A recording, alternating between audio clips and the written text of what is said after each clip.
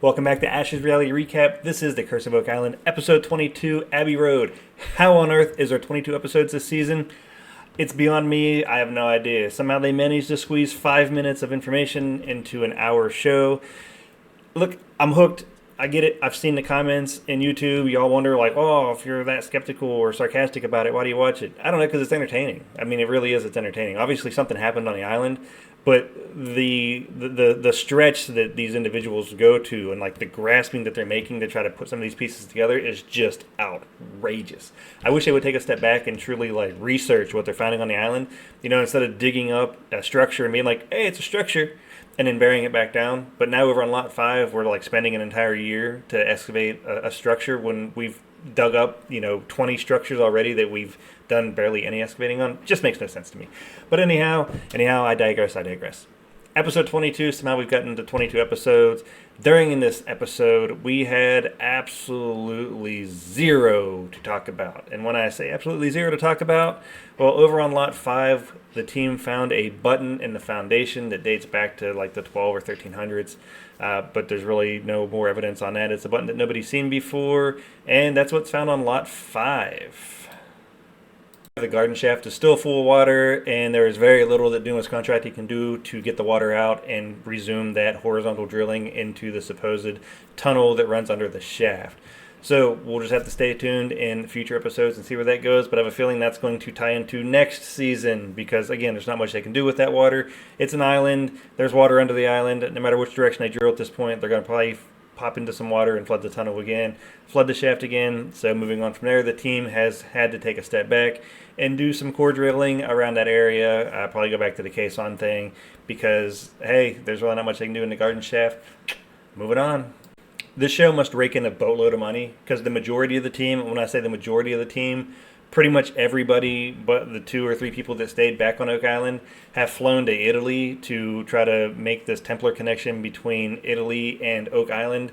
And let me just say that the gentleman standing back here in the back on this side, it's hard to point which one he is. This guy here, standing back here, he's supposedly an astrophysicist, astroscientist. I'm not sure how they pronounced it.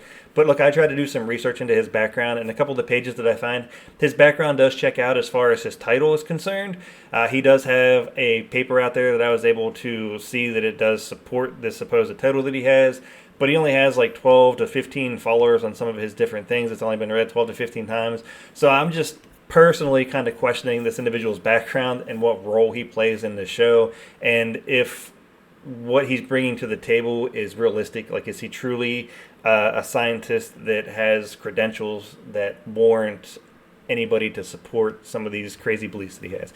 To the point that during this episode, he actually recreates what's supposedly a compass with some pins in it that they Templars used to make some of the constructions or navigate to Oak Island to bury the treasure. But anyhow, I looked at my wife last night and I actually said, what if this gentleman here in the front that the Lagina brothers hired to be their investigator in Italy has realized that these guys are just, easy targets and have brought in these other people to just create some kind of scam. And basically, they know what the brothers are looking for. So as long as we're talking about, the garden shaft and the money pit and the stones on the island, that the brothers are just going to be baited into it and, they can just rake them for money. So that's just some speculation. Is it true? Probably not. But, again, I couldn't find a ton of background on this individual aside from the one article he had and the 12 to 15 people that read that article. But that's other things. It's just gotten to the point with the show where, again, when everything falls apart on Oak Island, they just fly off to some foreign country and try to look at some symbols that loosely tie it to some symbols that they found either on Oak Island or somewhere in Nova Scotia. The one symbol that they found loosely looked like one that they found miles and miles and miles north of Oak Island. It's just complete speculation at this point. I mean, this was just a wash of an episode. They really did nothing to further any of their research absolutely whatsoever on Oak Island. And I know anybody watching this is probably going to be like, yeah, that's pretty much been, the last 10 seasons. They've done really nothing to further the actual research on finding out what's under Oak Island. It's just become speculation after speculation. And a narrator that repeats himself every episode to the point that anybody that watching this that knows anything about the show could almost to a T say exactly what the narrator is going to say on the show before the narrator says it. So, episode 22, Abbey Road. absolutely pointless. There was nothing in it but a button, and most of the team went to Italy to loosely look at symbols that match symbols that may have been found in the New World, showing that at some point in history, individuals that lived in the Old World traveled by boat to the New World and scribed some symbols in some rocks. That is The Curse of Oak Island, episode 22. See you next week.